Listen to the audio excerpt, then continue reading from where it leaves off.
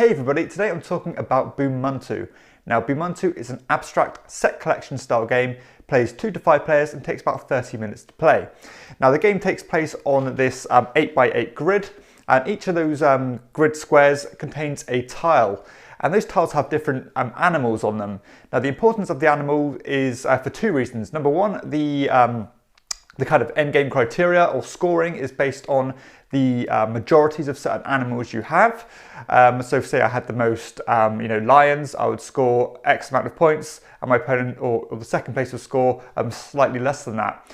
But the animals are also important because they determine how you move around the board, because you're going to start with this pawn on the outside rim of the board, and depending on which tile you're on determines how you can move. So some of the animals let you go diagonally, some of them let you go as far as you want horizontally or vertically, some of them let you just move X amount of spaces, or some of them let you push other people off tiles and stuff like that. So you've got lots of different ways you can move. So yeah, not only are you trying to collect a certain amount of tiles, you're trying to plan your routes to determine which tiles you're going to take next, or just to try and prioritize which you're going to get. So not only is the scoring important, but the way you're moving is important. But the scoring is incredibly interesting in this game, is because the game comes with a scoreboard, and each of the animals has their own kind of tile, which moves up and down on the scoreboard based on which tiles you collect. So say I collected a certain animal, and that animal has a black border on it, then you can manipulate the scoreboard by moving that animal up or down one space and switching it with the animal up below it or above it, meaning that the scoring for that animal is going to change at the end of the game. So say you're doing particularly well at collecting one type of animal, you can manipulate the scoreboard so that animal is worth more and more points, and likewise if your opponent is literally running away with a certain type of animal, you can try and completely chip away at the points that animal is going to score. I really like that idea. I think it's really cool and adds a great amount of player interaction. Some of the tiles also give you banana tiles, which let you kind of move around the board a bit more freely if you get kicked off spaces and stuff. And also you get these masks, which score for basically a set collection value, where if you have X amount, then you score more and more points as you get more and more. And alternatively, there's another tile that you, or type of tile that you can get, which basically scores for having the majority of them. So the game flows very nicely. So all you do is just use one of the animal tiles, or the animal tile that you're on, move how that animal moves, and take the tile that you've just moved off and put it behind your screen. Scoring is, the animal tiles that you've collected is secret because it is held behind a screen, so you don't know exactly how the players are doing, but you can try and remember how others are doing. But that's basically how the game works. And once all those tiles with the black backgrounds are taken, then the game ends. So it's a relatively simple game. In fact, it's a very simple game. And for an abstract game, I think the thing this game does really well is that it completely kind of eradicates that horrible tension that I find with abstract games. Because I'm normally not the biggest fan of abstract games, because I find them way too intense. I find them too mind on mind, kind of head to head feeling, and I just don't like the idea of just getting, I just feel a bit mugged off when I lose, and I feel like I'm mugging the other players off if I win. So this one completely gets rid of that. It has a real nice family weight feel to it, and I would definitely recommend this to pretty much any kind of family weight gamer, especially if you're playing it with kids or something like that. It just plays really nicely. The decisions are good enough because, as I said, you're trying to, you can plan your routes quite efficiently about, I'm going to go for this animal to go diagonally to this animal, which lets me move 3 spaces to that animal. And you can really kind of plan your routes quite nicely. Obviously, it's subject to change based on what other players are taking, because you're all sharing that main board. And at the higher player counts, the chaos is there. But you can still plan to a good degree and try and be as efficient as you can and get the most valuable tiles as quickly as you can.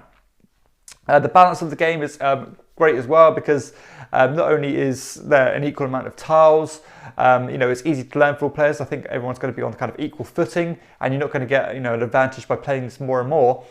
But yeah, also, yeah, everybody's got that, or everybody knows the standing of the animal rankings and knows what they're going to score, and so you're not going to get shafted, but by collecting all the lower point ones, because you're going to know they're not going to be worth a lot of points, at least to start with.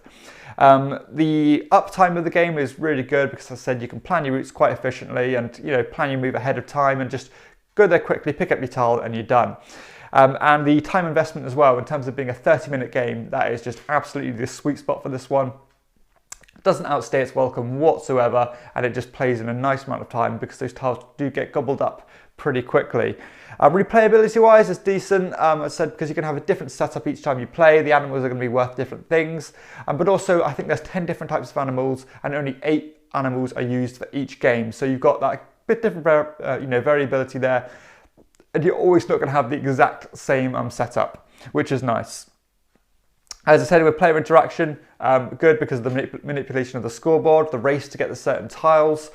So yeah, there's a good amount of, or just the right amount of player interaction there, but without being mean. It really is just a race to get to the ones you want first.